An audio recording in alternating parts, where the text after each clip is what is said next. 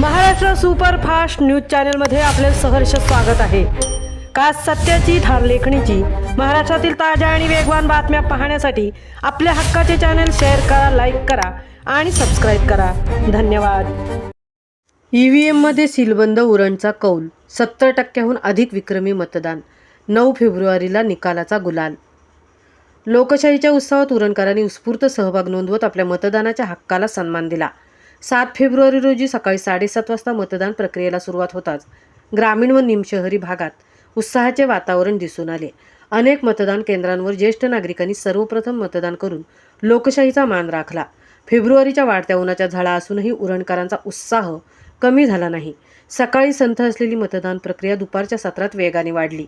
दुपारी 2 वाजेपर्यंत अनेक केंद्रांवर 40% अधिक मतदान झाल्याची प्राथमिक माहिती समोर आली।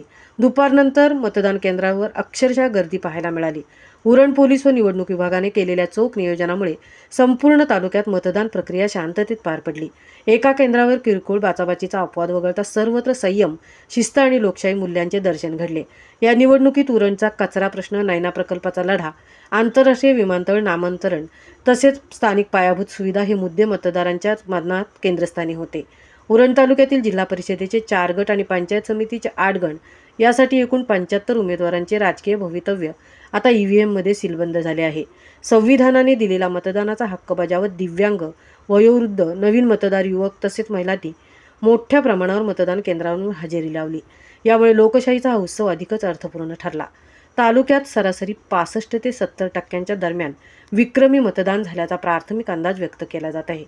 विभागनिहाय मतदानाची टक्केवारी पुढील प्रमाणे: चांजे विभाग 70%, करळ फुंडे विभाग 66%, जासई गव्हाण विभाग 68%, चिरनेर वेशी विभाग 72%, द्रोणागिरी विभाग 58% आणि आवरे विभाग 72% इतके मतदान झाले। या भव्य मतदानानंतर आता सर्वांचे लक्ष 9 फेब्रुवारी सोमवारकडे लागले आहे। उरणच्या विकासाची धुरा मतदार कोणाच्या खांद्यावर सोपवणार आणि विजयाचा गुलाल कोणावर पडणार याचे उत्तर सोमवारी सकाळी 10 वाजल्यापासून मिळण्यास सुरुवात होणार आहे। महाराष्ट्र सुपरफास्टसाठी रणिता ठाकूरसह तृप्ती भोईर, उरण।